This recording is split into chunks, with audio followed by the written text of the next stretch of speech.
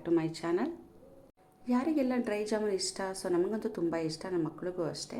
So ಯಾರಿಗೆಲ್ಲ ಇಷ್ಟ ಅಂಥವ್ರಿಗೆ ಈ ವಿಡಿಯೋ ಹೆಲ್ಪ್ ಆಗ್ಬೋದು ಅಂತ ಅಂದ್ಕೊಳ್ತೀನಿ. ಮನೇಲಿ ನಾವು ಹೇಗೆ ಈಸಿಯಾಗಿ ಮಾಡ್ಕೋಬೋದು ಮತ್ತು ಇದಕ್ಕೆ ಏನೆಲ್ಲ ಇಂಗ್ರೀಡಿಯೆಂಟ್ಸ್ ಬೇಕು ಅನ್ನೋದನ್ನು ಕೂಡ ನಾನು ಈ ವಿಡಿಯೋದಲ್ಲಿ ನೀಟಾಗಿ ತೋರಿಸ್ತಾ ಇದ್ದೀನಿ.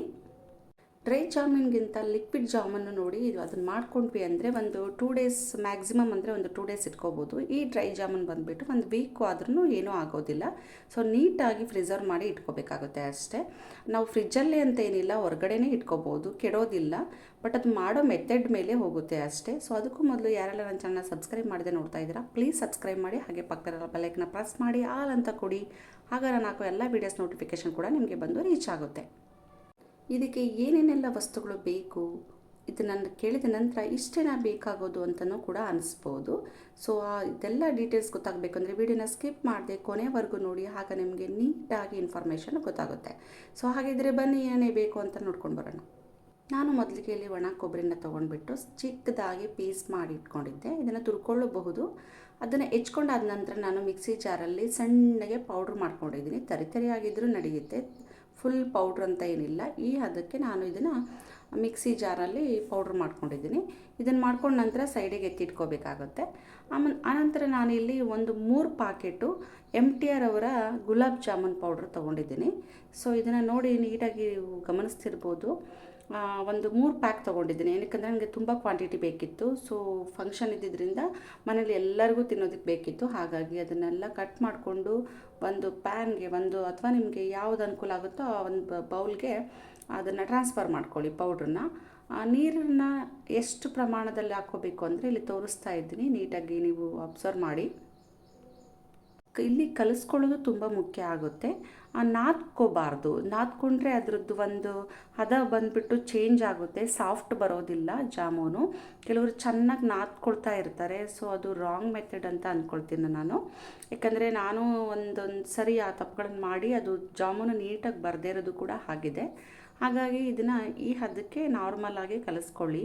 ನೀರನ್ನು ಸ್ವಲ್ಪನೇ ಹಾಕ್ಕೊಳ್ಳೋದ್ರಿಂದ ಅದು ತೆಳುವಾಗೋದಿಲ್ಲ. ಆಮೇಲೆ ನಮಗೆ ಹೆಚ್ಚು ಕಮ್ಮಿ ಆದ್ರೂ ಕೂಡ ಸ್ವಲ್ಪ ಹಾಕ್ಕೊಂಡಾಗ ಮ್ಯಾನೇಜ್ ಆಗುತ್ತೆ.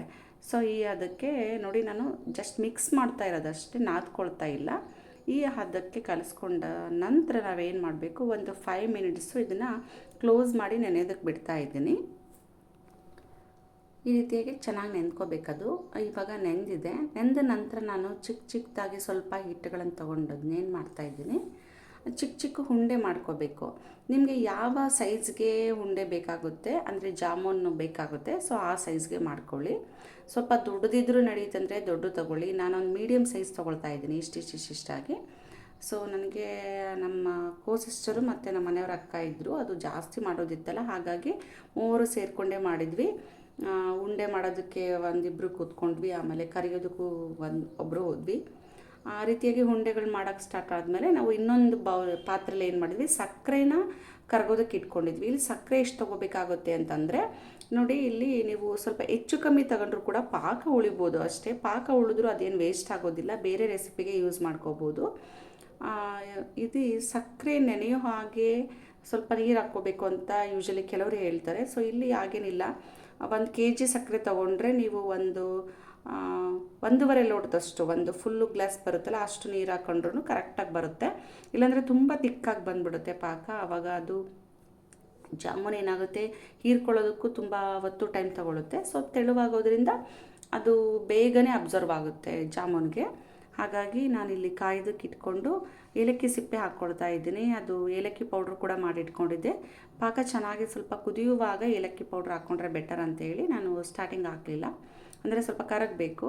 ಸೊ ಈ ಕರಗಿದೆ, ಹಾಗಾಗಿ ಪೌಡ್ರನ್ನ ಹಾಕ್ಕೊಂಡು ಮಿಕ್ಸ್ ಮಾಡ್ತಾಯಿದ್ದೀನಿ. ಏಲಕ್ಕಿ ಸಿಪ್ಪೆನ ಮೊದಲೇ ಹಾಕೋದ್ರಿಂದ ಸ್ವಲ್ಪ ಅದು ಚೆನ್ನಾಗಿ ತಿಕ್ಕಿರುತ್ತಲ್ಲ, ಸೊ ಫ್ಲೇವರ್ ಚೆನ್ನಾಗಿ ಬಿಟ್ಕೊಳ್ಳುತ್ತೆ, ಸ್ವಲ್ಪ ಬೇಯುತ್ತೆ ಅಂಥೇಳಿ ಮುಂಚೆ ಹಾಕಿದೆ ಅಷ್ಟೇ.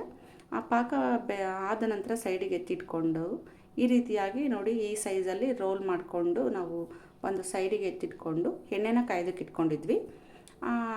ಇಷ್ಟಿಷ್ಟು ಪ್ರಮಾಣದಲ್ಲಿ ನಾವು ಅದನ್ನು ಸಿಮ್ಮಿಗೆ ಇಟ್ಕೊಂಡೇ ಕರಿಬೇಕು ಜಾಮೂನನ್ನು ಮೇಯ್ನಾಗಿ. ಇದು ಸ್ಟೀಮ್ ಜಾಸ್ತಿ ಆದರೆ ಏನಾಗುತ್ತೆ, ಮೇಲೆಲ್ಲ ಕಪ್ಪಾಗುತ್ತೆ, ಒಳಗಡೆ ಬೆಂದಿರೋದಿಲ್ಲ. ಹಾಗಾಗಿ ಸಿಮ್ಮಲ್ಲೇ ಕರಿಯೋದು ತುಂಬ ಒಳ್ಳೆಯದು. ಕರಿಯೋದು ಮಾತ್ರ ಸ್ವಲ್ಪ ಟೈಮ್ ಹಿಡಿಬೋದು. ಏನಕ್ಕೆ ಅಂದರೆ ಸಿಮ್ಮಲ್ಲಿ ಇಟ್ಕೊಂಡಿರ್ತೀವಲ್ವ, ಸೊ ಅದು ನೀಟಾಗಿ ಒಳಗಡೆ ಎಲ್ಲ ಬೇಯಬೇಕು ಅಂದರೆ ನಾವು ಸ್ವಲ್ಪ ಹೊತ್ತು ಅದನ್ನು ವೆಯ್ಟ್ ಮಾಡಬೇಕು. ಆಮೇಲೆ ಸ್ವಲ್ಪ ಸ್ವಲ್ಪ ಆ ಕಡೆ ಈ ಕಡೆ ರೊಟೇಟ್ ಮಾಡ್ತಾ ಇರಬೇಕು ಜಾಮೂನನ್ನು. ಏನಕ್ಕೆ ಅಂದರೆ ನಾವು ಒಂದೇ ಸೈಡ್ ಬಿಟ್ಬಿಟ್ರೆ ಅದು ಏನಾಗುತ್ತೆ, ಒಂದು ಸೈಡ್ ಮಾತ್ರ ಬೇಯುತ್ತೆ, ಇನ್ನೊಂದು ಸೈಡು ಬೆಳ್ಳಗೆ ಹಾಗೆ ಇರುತ್ತೆ. ಹಾಗಾಗಿ ಸ್ವಲ್ಪ ಹೊತ್ತು ಬೆಂದ ನಂತರ ಸ್ವಲ್ಪ ರೊಟೇಟ್ ಮಾಡಿದರೆ ಕಂಪ್ಲೀಟಾಗಿ ಎಲ್ಲ ಸೈಡು ಕೂಡ ಬ್ರೌನಿಶ್ ಆಗಿ ಬರುತ್ತೆ. ಕೆಲವರು ಏನು ಮಾಡ್ತಾರೆ, ಸ್ವಲ್ಪ ಮೇಲ್ಗಡೆ ಬ್ರೌನಿಷ್ ಆದ ತಕ್ಷಣ ಅದನ್ನು ತೆಗೆದು ಪಾಕದಲ್ಲಿ ಹಾಕಕ್ಕೆ ಹೋಗ್ತಾರೆ. ಸೊ ಕಂಪ್ಲೀಟಾಗಿ ಸ್ವಲ್ಪ ವೆಯ್ಟ್ ಮಾಡಿದರೆ ಒಳ್ಳೆಯದು. ಸೊ ಬೆಂದಿದೆ ಅಂತ ನಮಗೆ ಹೊರಗಡೆ ಕಲರ್ ಅನಿಸ್ತಿರುತ್ತೆ. ಸೊ ಹಾಗಾಗಿ ಸ್ವಲ್ಪ ಡಾರ್ಕ್ ಬ್ರೌನ್ ಬರೋವರೆಗೂ ಫ್ರೈ ಮಾಡ್ಕೊಳ್ಳೋದ್ರಿಂದ ಅದು ಪಾಕದಲ್ಲಿ ಹಾಕಿದಾಗ ಮೀಡಿಯಮ್ ಕಲರ್ ಆಗಿ ಕರೆಕ್ಟಾಗಿ ಚೇಂಜ್ ಆಗುತ್ತೆ. ಸೊ ಈ ರೀತಿಯಾಗೆಲ್ಲ ಕರೆದಾದ ನಂತರ ಒಂದು ಪ್ಲೇಟ್ಗೆ ತಗೊಳ್ಬೇಕು. ಆಮೇಲೆ ನಾವು ಏನು ಮಾಡಬೇಕು ಅಂತಂದರೆ, ಪಾಕ ಏನು ಇಟ್ಕೊಂಡಿದ್ವಲ್ಲ, ಸೊ ಆ ಪಾಕದಲ್ಲಿ ಅವನ್ನ ಬಿಸಿ ಇರುವಾಗಲೇ ಹಾಕಿದರೆ ಬೆಟರು. ಪಾಕನೂ ಕೂಡ ಸ್ವಲ್ಪ ಬೆಚ್ಚಗಿದ್ದರೆ ಒಳ್ಳೆಯದು. ನಾವು ಸೈಡಿಗೆ 2 ಇದಕ್ಕೆ ಟ್ರಾನ್ಸ್ಫರ್ ಮಾಡ್ಕೊಂಡಿದ್ವಿ, ಅಂದರೆ ಒಂದು ಪಾತ್ರೆಯಲ್ಲಿ ಪಾಕನ ಮಾಡ್ಕೊಂಡ್ಬಿಟ್ಟು 2 ಬೌಲ್ಗೆ ಹಾಕ್ಕೊಂಡಿದ್ವಿ. ಸೊ ಏಕೆಂದರೆ ಒಂದು ಸ್ಟೆಪ್ ಬೈ ಸ್ಟೆಪ್ಪು ನಾವು ಈಗ ಒಂದಕ್ಕೆ ಹಾಕ್ಕೊಂಡಿದ್ವಿ, ನೆಕ್ಸ್ಟ್ ಇನ್ನೊಂದಕ್ಕೆ ಹಾಕ್ಕೊಳ್ಳೋದಕ್ಕೆ ಹೆಲ್ಪ್ ಆಗಲಿ ಅಂತೇಳಿ 2ರಲ್ಲಿ ನಾವು ಪಾಕ ಹಾಕ್ಕೊಂಡಿದ್ವಿ. ಇವಾಗ ನಾವು ಒಂದು ಬೌಲಲ್ಲಿರೋ ಪಾಕಕ್ಕೆ ಜಾಮೂನುಗಳನ್ನು ಹಾಕಿದಾಗ ಅದು ನೆನೆಯೋದಕ್ಕೆ ಒಂದು 10 ಮಿನಿಟ್ಸ್ ಬೇಕಾಗುತ್ತೆ. ಅಷ್ಟರಲ್ಲಿ ನಾವು ಇನ್ನೊಂದು ಸ್ಟೆಪ್ಪಲ್ಲಿ ನಾವು ಕರ್ಕೋಬೇಕಾಗುತ್ತಲ್ವ. ಸೊ ಇನ್ನೊಂದು ಒಂದು 20 ಅಥವಾ 25 ರೋಲ್ಸ್ ಮಾಡ್ಕೊಂಡಿರ್ತೀವಲ್ಲ, ಅದನ್ನು ಫ್ರೈ ಮಾಡಿ ನಂತರ ಅಷ್ಟರೊಳಗೆ ಇದು ನೆನ್ಕೊಂಡಿರಲಿಲ್ಲ ಅಂದರೆ ಸಮಸ್ಯೆ ಆಗುತ್ತೆ ಅಂತೇಳಿ ನಾನು 2ರಲ್ಲಿ ಟ್ರಾನ್ಸ್ಫರ್ ಮಾಡ್ಕೊಂಡಿದ್ದೆ ಪಾಕನ. ಹಾಗಾಗಿ ಅದು ತುಂಬ ಈಸಿಯಾಗಿ ನನಗೆ ಹೆಲ್ಪ್ ಆಯಿತು. ಜಾಮೂನನ್ನು ಸ್ವಲ್ಪ ಪ್ರಮಾಣದಲ್ಲಿ ಮಾಡುವಾಗ ಒಬ್ಬರೇ ಇದ್ದರೆ ನಡೆಯುತ್ತೆ. ಸೊ ಇಲ್ಲಿ ಜಾಸ್ತಿ ಮಾಡ್ತಾಯಿದ್ವಿ, ಹಾಗಾಗಿ ನಾವು 3 ಜನ ಇದ್ವಿ, ನನ್ನ ಕೋ ಸಿಸ್ಟರು ಮತ್ತು ನಮ್ಮ ಆಂಟಿ. ಒಬ್ಬರು ಫ್ರೈ ಮಾಡ್ತಾಯಿದ್ವಿ, ಒಬ್ಬರು ರೋಲ್ ಮಾಡ್ತಾಯಿದ್ವಿ ಜಾಮೂನನ್ನು, ಇನ್ನೊಬ್ಬರು ಪಾಕದಲ್ಲಿ ಎದ್ದುಬಿಟ್ಟು ಅದನ್ನು ನೀಟಾಗಿ ತೆಗೆದುಬಿಟ್ಟು ಲಾಸ್ಟ್ ಪ್ರೊಸೀಜರ್ ಏನಿತ್ತು ಅದನ್ನು ಮಾಡ್ತಾಯಿದ್ವಿ. ಸೊ ಇದು ಪಾಕದಲ್ಲಿ ಎದ್ದಿರೋ ಜಾಮೂನು. ಪಕ್ಕದಲ್ಲಿ ನಾನು ಕೊಬ್ಬರಿ ಪೌಡ್ರನ್ನ ಒಂದು ಪ್ಲೇಟ್ಗೆ ಹರಡ್ಕೊಂಡಿದ್ದೆ. ಆಮೇಲೆ ಇನ್ನೊಂದು ಕಡೆಗೆ ನಾನು ಇನ್ನೊಂದು ಸ್ವಲ್ಪ ಜಾಮೂನು ಪಾಕ ಏನೋ ಹೀರ್ಕೊಳ್ತಾ ಇತ್ತು. ಸೊ ನೋಡಿ, ಅದಕ್ಕೆ ಪಾಕ ಇಟ್ಕೊಂಡಿದೆ. ಒಂದು 10 ಮಿನಿಟ್ಸ್ ಬಿಟ್ಟರು ಈಗ ಆಗುತ್ತೆ. ಇದು ಕರೆಕ್ಟಾಗಿ ಬಂದಿದೆ ಹದ. ಆಮೇಲೆ ಇದು ಕೊಬ್ಬರಿ ಪೌಡ್ರ್ ಏನು ಮಾಡಿಟ್ಕೊಂಡಿದ್ವಲ್ಲ, ಸೊ ಅದಕ್ಕೂ ಕೂಡ ಸ್ವಲ್ಪ ಏಲಕ್ಕಿನ ಹಾಕಿ ನಾನು ಪೌಡ್ರ್ ಮಾಡ್ಕೊಂಡಿದ್ದೆ. ಕಂಪ್ಲೀಟಾಗಿ ಜಾಮೂನುಗಳನ್ನು ಇದರಲ್ಲಿ ರೊಟೇಟ್ ಮಾಡಿ, ಅಂದರೆ ರೋಲ್ ಮಾಡಿದಾಗ ಅದು ಇದಕ್ಕೆ ಹತ್ಕೊಳ್ಳುತ್ತೆ ಪೌಡರು. ನಾವು ಪಾಕದಿಂದ ಡೈರೆಕ್ಟಾಗಿ ತೆಗೆದು ಇದು ಕೊಬ್ಬರಿ ಪೌಡ್ರಿಗೆ ಹಾಕಿದರೆ ಏನಾಗ್ಬಿಡುತ್ತೆ, ಪಾಕ ಎಲ್ಲ ಜಾಸ್ತಿ ಆಗಿಬಿಟ್ಟು ಅದು ಚೆನ್ನಾಗಿ ಅಂಟ್ಕೊಳ್ಳೋದಿಲ್ಲ. ಹಾಗಾಗಿ ಪಾಕದಿಂದ ತೆಗೆದ ಮೇಲೆ ಒಂದು ಪ್ಲೇಟಿಗೆ ನಾವು ಫಸ್ಟ್ ತಕ್ಕೋಬೇಕು. ಆ ನಂತರ ಕೊಬ್ಬರಿ ಪೌಡ್ರಲ್ಲಿ ಇದನ್ನು ರೋಲ್ ಮಾಡೋದ್ರಿಂದ ನೀಟಾಗಿ ಪೌಡರು ಅಂಟ್ಕೊಳ್ಳುತ್ತೆ. ಪಾಕ ಎಕ್ಸಸ್ ಇರೋದೆಲ್ಲ ತಟ್ಟೆಯಲ್ಲೇ ಉಳ್ಕೊಳ್ಳುತ್ತೆ. ಸೊ ಆ ಪಾಕನ ನಾವು ಮತ್ತೆ ಪಾತ್ರೆಯಲ್ಲಿ ಹಾಕ್ಕೋಬೋದು, ರೀಯೂಸ್ ಮಾಡ್ಬೋದು. ಇಲ್ಲಿ ಇನ್ ಕೇಸ್ ಪಾಕ ಏನಾದರೂ ಹೆಚ್ಚು ಕಮ್ಮಿ ಆಗಿ ಉಳಿದಿತ್ತು ಅಂದರೆ ನಾವು ಬೇರೆ ರೆಸಿಪಿಗೆ ಯೂಸ್ ಮಾಡ್ಬೋದು. ಪಾಯಸಗಳಿಗಿರ್ಬೋದು ಅಥವಾ ಚಿರೋಟಿಗಿರ್ಬೋದು, ಬೇರೆ ನೀವು ಪೂರಿಗೆ ಏನಕ್ಕಾದರೂ ಯೂಸ್ ಮಾಡ್ಬೋದು. ಸೊ ಇಲ್ಲಿ ವೇಸ್ಟ್ ಆಗಲ್ಲ. ನೋಡಿ, ಕಂಪ್ಲೀಟಾಗಿ ಎಲ್ಲ ಜಾಮೂನುಗಳಿಗೂ ಕೊಬ್ಬರಿ ಪೌಡ್ರನ್ನ ಫಿಲ್ ಮಾಡಿದ ನಂತರ, ಅಂದರೆ ರೊಟೇಟ್ ಮಾಡಿ ಮೇಲ್ಗಡೆ ಹಾಕಿದ ನಂತರ ಈ ರೀತಿಯಾಗಿ ಜಾಮೂನು ಪರ್ಫೆಕ್ಟಾಗಿ ಬಂದವು.